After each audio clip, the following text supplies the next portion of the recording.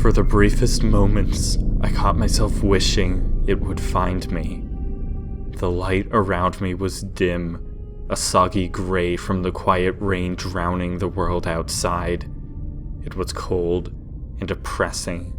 Anyone else would leave, but I had spent much of my hazy childhood in that basement, and as a hiding place, I found it strangely comforting. It was the perfect place to hide, for I had called a terror from worlds unnameable, and it had come. I had invited it into this house, I knew, but I was still unprepared when I found that I'd become prey to a hideous beast. When the coldness of its presence had washed over me, I had immediately hid myself in the dankest, darkest corner of my basement. And there I laid, my body shivering uncontrollably, yet with sweat dripping down the back of my neck as if the fires of Hades licked at my back.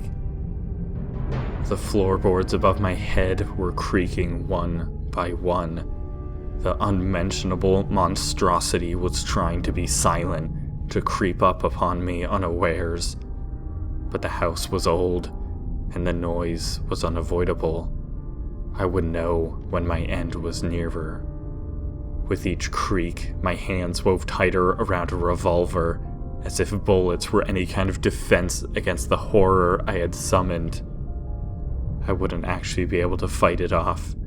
I knew this, but the feel of the worn grip against the palms of my hands was the only comfort I had left in this world. Uncountable minutes passed. The creaking moved across the house above my head, from the front door all the way to the rooms in the back. The distant slamming of doors being thrown open reverberated through the otherwise silent, empty house. My body jolted with the shock of the noise, which I could feel vibrating through the wall against my back. My house only had 3 rooms, none of which were particularly large. It wouldn't take long for the monstrosity to realize that I wasn't upstairs. And then, there would only be one more place to look. I didn't have much more time for this world. I gave the quietest, bitterest laugh I could manage, which was no more than a pained gurgle. Wasn't that the outcome I had wanted when I summoned it?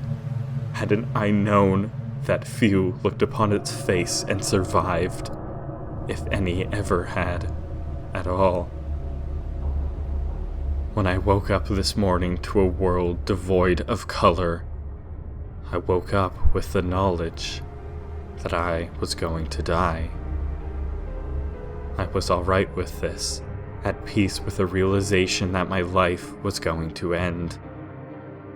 I had so little left to live for now. Work was all I got up for in the morning, and every night I returned to an empty house, dark and gaping like an open maw.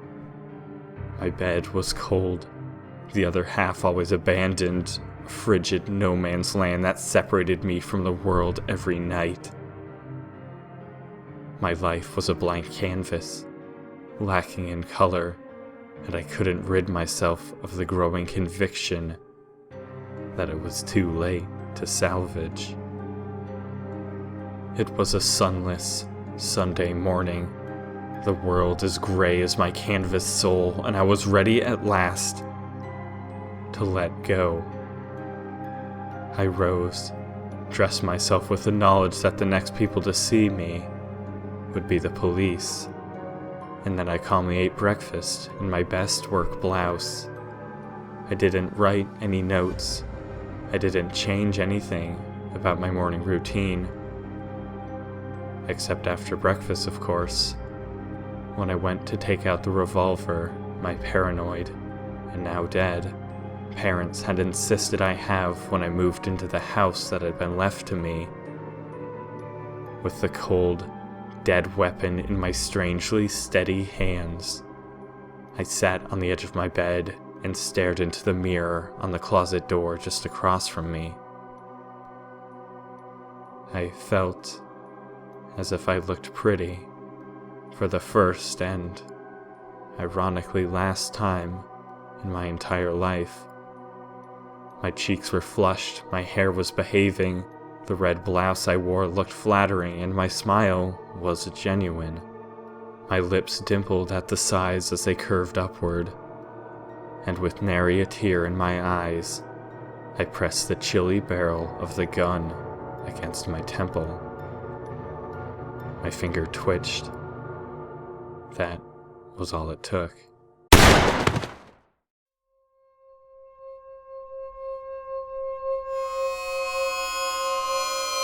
But it hadn't ended there. The world which I'd forgotten swam back into view, and I remembered everything again. There was pain, eye-watering pain. My head was wet, and in my brief hiatus I had fallen to the floor. The carpet pressed against the side of my cheek was also damp. Dizzy, mouth dry, I peeled myself off the carpet and pushed myself into a sitting position.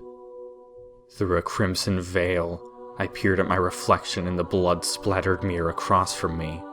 The entire left side of my face was caked in scabrous, drying blood. How had I even survived?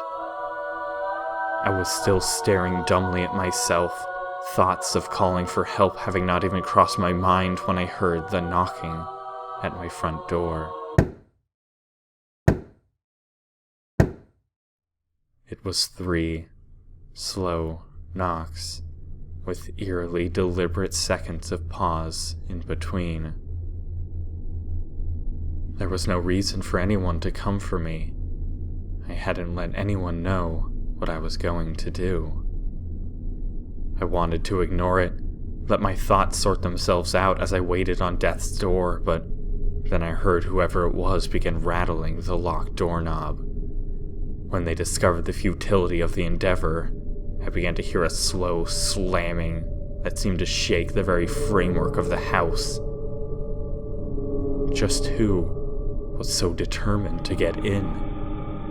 I rose to my feet, and with the revolver still dangling from one fist, I stumbled out into the living room, which would have a clear view of my front porch. I didn't want to peer through the pane of glass in the front door. I didn't want to risk being seen in my current condition. Whoever it was would surely become only more hell-bent on getting inside if they realized there was an injured woman within. It was a good thing, then, that I had drawn down all of the Venetian blinds in the living room the night before. I was in no condition to be dodging past staring windows. With my head pulsing painfully, matched with each frustrated slam of my visitor, I crept up to the window with the best view of the porch and pulled back ever so slightly the side of the curtain. Consciousness threatened to leave me again when I saw just what was standing there in the pouring rain. It was vaguely humanoid, standing on 2 legs and with 2 arms, but I knew without a doubt that my guest, if it had ever been human before, was no longer. Its pale, alabaster body was twisted and thin to the point of ghastly emaciation. Bones pressed against its taut flesh as if seeking to burst free, and in some places they succeeded, jutting outwards like sickly, yellowed, misshapen claws. Over its gaunt frame was draped what looked like a thin white sheet, clinging to every contour of its twisted body in the rain. Its feet, knobby and broken, were bare. I let the curtain fall back into place with a quiet hiss over the glass. It was still slamming steadily against the front door, and I thanked my lucky stars that its back had been turned to me. Not only because I feared that it would have seen me otherwise, but because I never wanted to see whatever God-forsaken features made up its face. One thing was for certain. This was not a normal guest who would give up and leave when I refused to answer the door. I needed to hide. Stumbling as quickly as I could manage in my half-dead state, I made my way to the basement door. It opened with the trademark creak I had grown used to over the years, but now it made me flinch. I hope the nameless monstrosity at the door didn't hear it, as it squealed once more, while I put it shut behind me and crept down the narrow stairs. My world was quivering. I clung to the handrail as if I were drowning and it was a life raft, lowering myself gently onto each next stair in my descent. When I reached the bottom of the stairwell and hurriedly rounded the corner into the laundry room, not daring to flick on the light, I heard above me a wrenching crash and slam as what sounded like my front door fell heavily onto the floor. The thing had forced its way in. Biting my lip to contain a desperate sob, I hastened to hide in the space beneath the stairs, my back pressed against the icy stone wall. And there I waited, up until this moment, my ears straining for reports of my hunter's progress while it searched for me above. I knew why it had come. I shouldn't have been so afraid. After all, I had summoned it, had I not? As the search went on, the trembling in my body briefly abated. Blood was still coursing down the side of my face in lazy rivulets, like warm snakes slithering sleepily over my cheek. And then I heard it. The long, telltale squeak of the basement door opening. One by one, the stairs protested beneath the slow and deliberate steps of my impending doom. 1, 2, 3. I counted each step under my breath, fighting to cling to consciousness and the gun I just barely held on to. 4, 5, 6. Now I could hear it breathing. The sound was jagged, wet, and uneven, like the breaths of someone dying from pneumonia. I could distinctly make out a bubbling sound, as if its throat were filled with some fluid. Blood, I decided. 7, 8, 9. There was a thin scraping sound now. It was the sound nails might make if they were dragged lightly down the wall as one descended the stairs. The creature was taunting me. 10, 11, 12. Silence now, except for breathing. There were only 12 stairs. The trembling began anew all over my body, my pained head knocking against the wall behind me, causing stars to rain through my vision. A groan escaped my mouth before I could contain it. Silence again. Even the breathing halted this time. The quietness reigned, broken only by the light patter of the rain tapping on the window of the laundry room like a myriad of corpse fingers. Then the breathing resumed, feet shuffling, oh, so slowly, across the floor, making their way around the corner. I wanted to close my eyes, pretend there was nothing there. I wanted to fade from existence. Anything would be better than having to see its face. But as the thing shuffled into view, a freezing pall of fear fell over me like a net. I couldn't move. All I could do was stare in mute terror. Oh, God. Its face. If my hands obeyed my commands, I would have gouged out my own eyes if it meant having never to see it again. Its face had features in all the places where they would be on any person. 2 eyes, a nose, a mouth, all the usual locations, but that is where any of its resemblance to normality ceased. Its skin was an ashen white, with a network of indigo veins crisscrossing just underneath like a grisly framework. Its eyes were clearly mismatched. One was blue and much larger than the other, which was beady and brown. Lacking eyelids, its eyes also did not possess the typical almond shaped but were completely round. The whites were cracking with pink-red vessels, and a steady stream of crimson tears leaked from the corners, leaving twin stripes on its cheeks. But its mouth was the worst part of all. Its thin lips were parted to reveal row after row of teeth as long and thin as needles. From between hundreds of fangs oozed trickles of black and red-tinged saliva, which dripped off the bottom of its chin.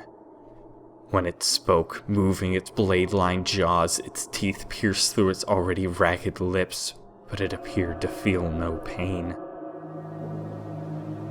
"Why do you hide from me?" It whispered, close enough that I could feel its breath now. Its voice, even in a whisper, was damp and quavering, a constant death rattle borne on bubbles of blood that filled and burst in its diseased throat. "You called, and I answered." And as death reached out for me with gnarled fingers, I said nothing at all.